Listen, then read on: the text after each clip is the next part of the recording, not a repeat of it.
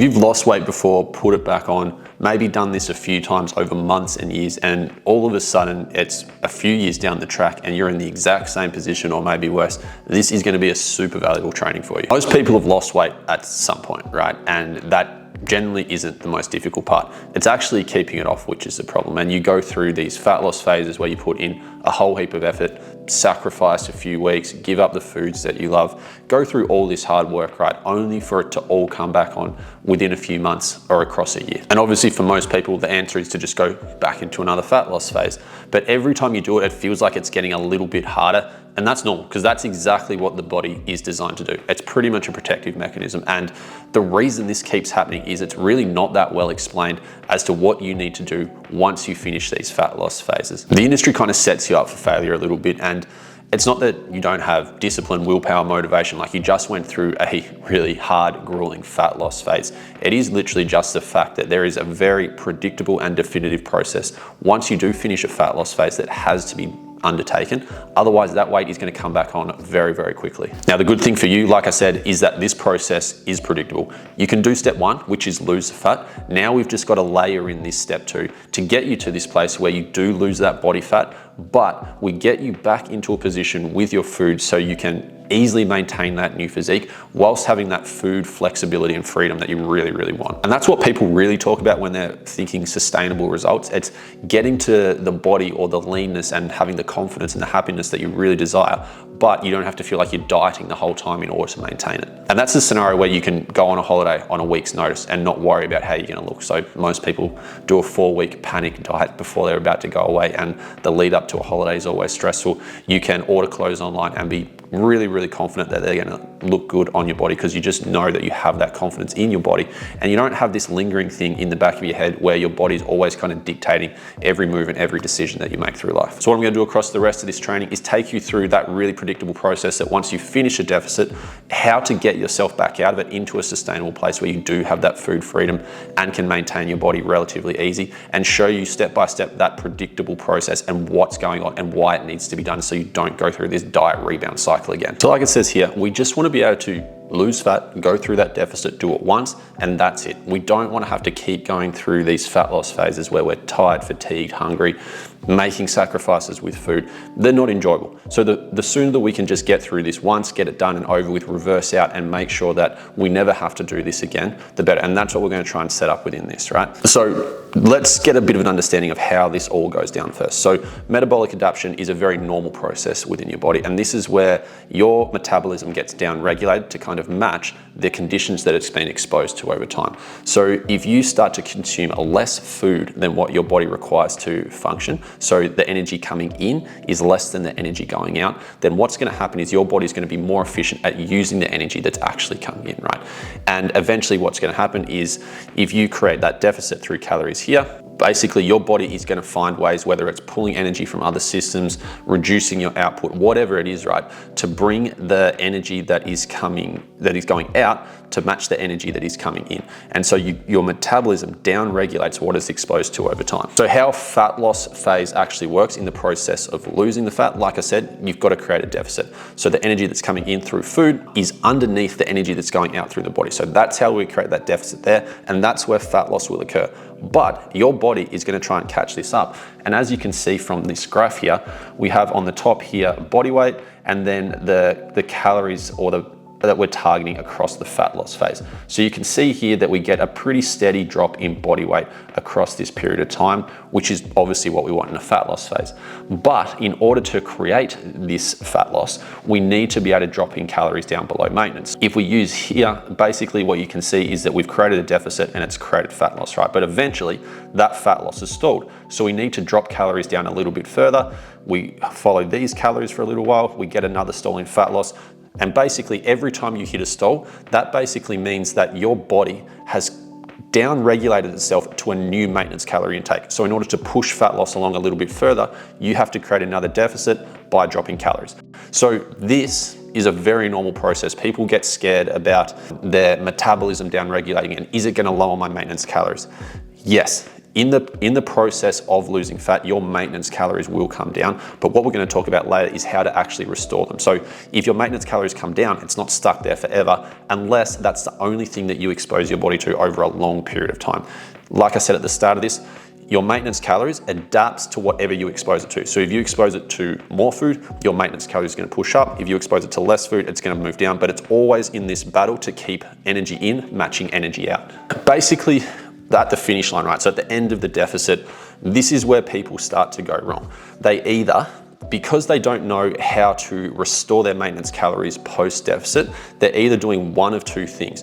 They're either thinking, okay, end of the diet, the only way I'm going to maintain these results, if I keep eating this really strict, low amount of food for a long period of time, or for as long as I can.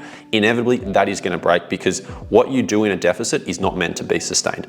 No one is meant to be sustaining themselves on 1,400 calories or whatever they drop their calories to along the fat loss phase. So if you continue to try and do that, you're going to come into holidays, you're going to come into dinners out, you're going to come into all these events that kind of surround food, and just generally you need more than that for your body to function. So inevitably you are going to blow out essentially, right, and rebound. The other scenario is you don't have that understanding of the slow increase in food over time. So you just think, okay, fat loss phase is done, wipe my hands clean with that, back to how I used to eat. And now what's happened is, because your maintenance intake has been heavily reduced, you going back to what you used to eat creates a big surplus. And that's how you get a rapid regain in body weight, because instead of just what you used to eat is now no longer your maintenance. You have a reduced maintenance calorie intake. So going back to that is a big surplus. As this graph kind of shows, across the fat loss phase, our body weight comes down, but our maintenance intake has also come down with it. Now we get to the end of the deficit, right?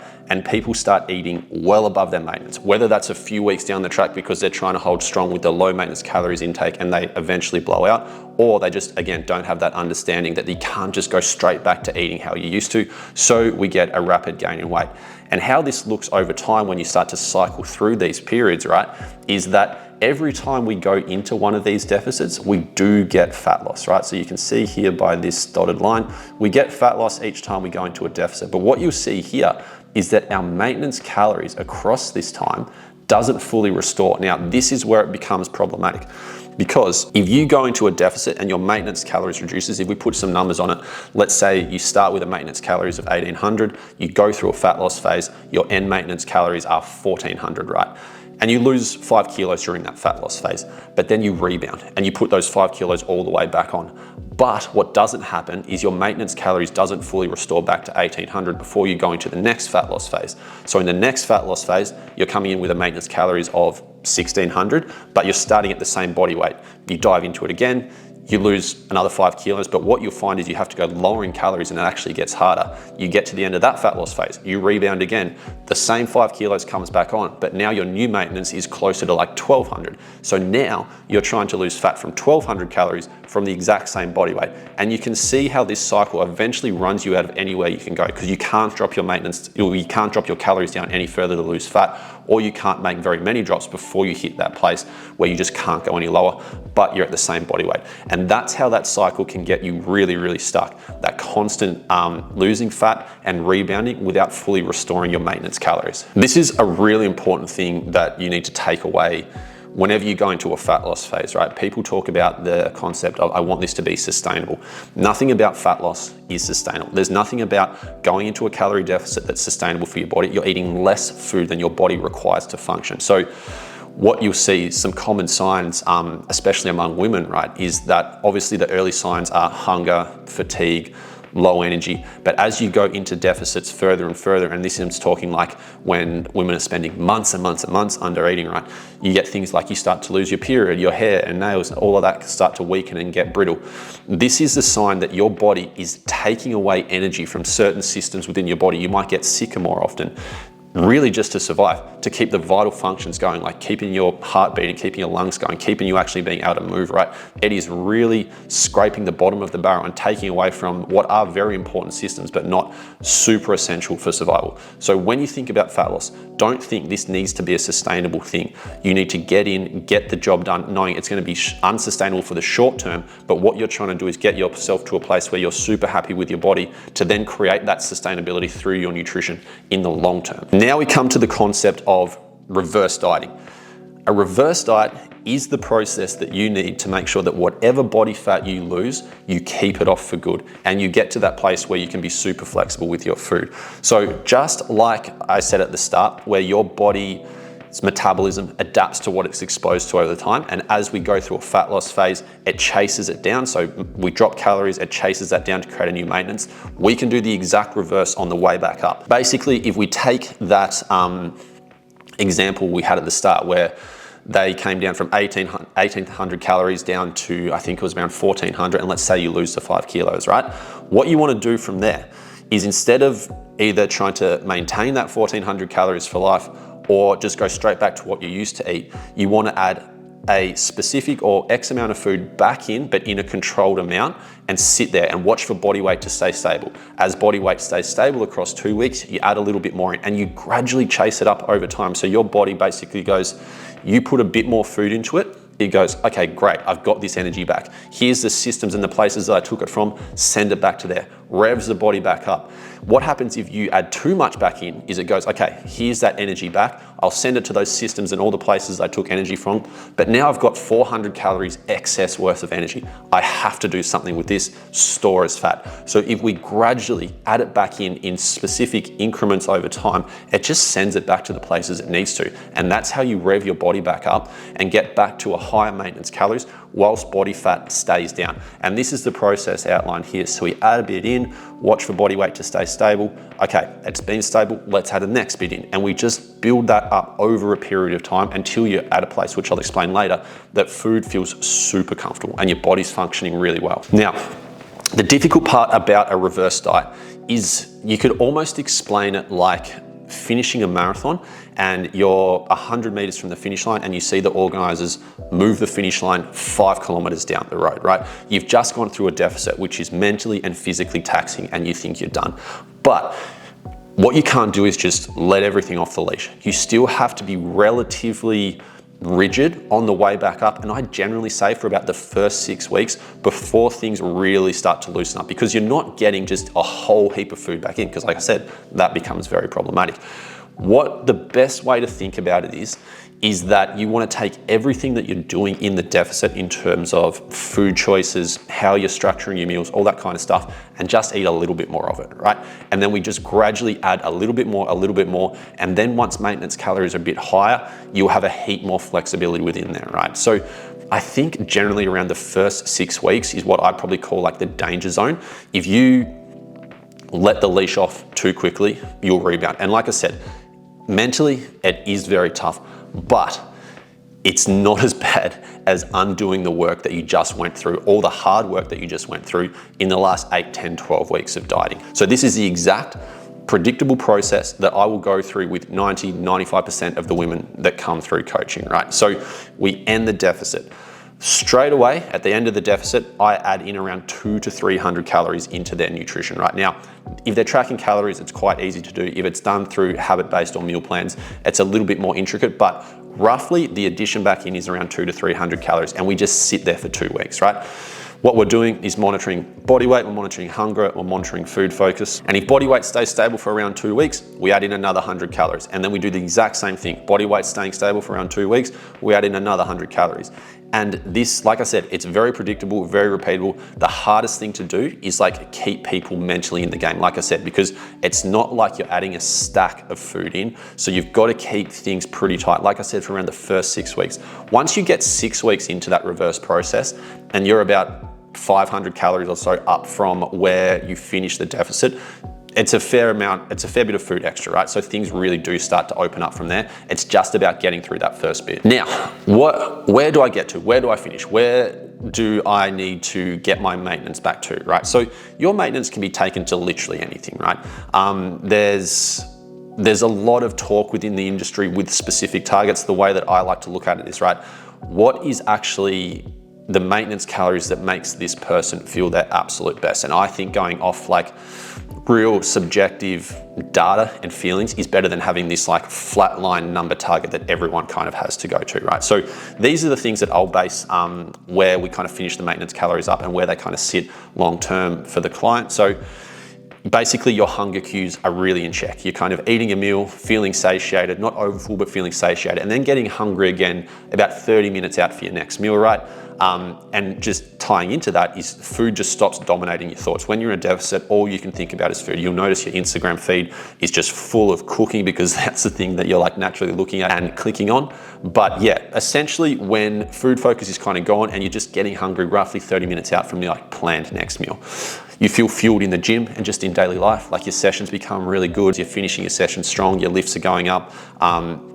And just progression in the gym becomes really predictable and a lot better than it was when you were dieting itself. And then just day-to-day life, like obviously fatigue builds up throughout the day, but when you're in a deficit, you might find that you're crashing at like midday as opposed to like 4 or 5 p.m. kind of thing. So we want to see an increase in energy throughout the day that again is much more predictable. And then the other thing is like this last point here is that you're just eating pretty regularly and normal without restriction. Once you get to a really good maintenance calorie intake, you basically find that you can like go out on weekends, like across a couple of weekends, and body weight remains pretty stable. And you just feel this, like when you're tracking it, you're like, holy shit, like I actually have a fair bit of food to play with here and I can fit a lot into this. When you feel like you can fit a lot of food into the calories that you're maintaining at, that's when you feel like, okay, I've got freedom with my food. There's a lot of food that I can actually add into this, right? I almost have too much food. That's a really good time to be like, okay, this is a pretty nice maintenance calories to sit at. Now, once you do this process, right, so you go through the process of losing body fat, reversing your way back out, and then you're sitting at this like nice, good maintenance calories that feels super comfortable for your body, but you've maintained this low body weight, right? The world's your oyster at that point, and you can do so many things with your physique. One thing you could do is actually go into another fat loss phase, and I actually recommend this for anyone that's trying to lose probably 10 plus kilos. If you want to lose more than 10 kilos, you should go through a deficit followed by a reverse and then go into another deficit rather than trying to lose 15 kilos all at once. Again, a very predictable process that makes it easy to maintain and easy to do over the long term. If you've ever tried to lose 20 kilos all in one go, it's either very hard or at the end of it, generally some of it comes back on. Whereas the way that I like to go through it is like, let's knock off the first 10, reverse out, never see that 10 again, and then let's attack the next 10 fresh from a higher maintenance calories. The next option that you could do is actually go into a building phase. So you're leaner, you've got more calories to play with. Now you can really put some effort into building muscle. And the last phase you could go into is just like a lifestyle maintenance phase where you're just training hard, eating well, there's not so much restriction within your food, and you're just enjoying it for the process of enjoying and living a very like happy, healthy lifestyle essentially. Once you get through like a single fat loss into a reverse, the options, and you do that process well, there's so many options for you to go through past that point. It's just about nailing that first one and getting it done. So these are some case studies that I've taken through with actual clients. So you'll see in this case, this woman got very lean throughout the process. We started her calories, or her starting calories were 1700. That was her initial maintenance. The end of her deficit, she got down to 14. And you can see here, this was where her deficit kind of finished up, right? Now, across this period of time, her calories ended up being 2000 and her body weight stayed the exact same. And then we actually went into another fat loss phase after that. But this is the important part here, that her start calories up here were 1700. She lost X amount of kilos in that process, got down to 1400 calories, maintained her body weight across that period of time within about a kilo, and then finished up at the end of this point at 2000. So lighter, more calories than she was at this period of time. And that's how she got into that second fat loss phase. Now, this next client, she's actually done a longer maintenance phase. So she's reversed and just maintained. She lost roughly 10 kilos in this first phase, right? Started at 1900 calories. We finished around here at 1500 calories. And again, you can see her body weight's maintained within about a kilo. She's now at 2,400 calories. And this is the power of a good reverse. Like, she's maintaining this 10 kilo loss with an incredible amount of flexibility with her food. And she has no issue, like the anxiety around going out to eat and eating meals that kind of like come up as a surprise is just completely gone because of the amount of food that she's got to play with. Like, this is a client that used to lose weight, regain it back, lose weight, regain it back. Now she's lost that 10 kilos and she's so confident with her nutrition, it's just not a thing for her anymore. And this is the exact spot you want to be. And later on, we're going into a second fat loss phase. So she'll be going into a second fat loss phase 10 kilos down, but starting it from 2,400 calories. So she'll easy knock off another 10. Hopefully that all made sense. And like I said, if you are stuck in that cycle, it's not your fault, right? It's basically just very, very poorly explained across the industry. And take example, the group-based challenges or any sort of challenge, right, where you just get thrown into some sort of aggressive deficit for 8 weeks. And then once that program's done, people just dust their hands off and off you go, right? It's never really explained well within the industry that you do have to do a reverse diet. And that's why you find yourself going through deficits and doing all that hard work only for it to come back on months later. And you're there scratching your head saying, like, what have I done wrong? It's not something that you can just do once and walk away from. You do have to go through this process. But like I said, it's a very predictable and repeatable process. It is very doable, and trust me, I've had plenty of people come through the program itself saying, I can just never keep weight off. I don't know if my body's broken. I just don't know if this works for me, right? And once we do this process once correctly, there's so many options that open up. But if you do have any questions on the process, the best place to reach me would be willhanson_coach on Instagram. Or if you have any other questions, feel free to just drop them in the comments below.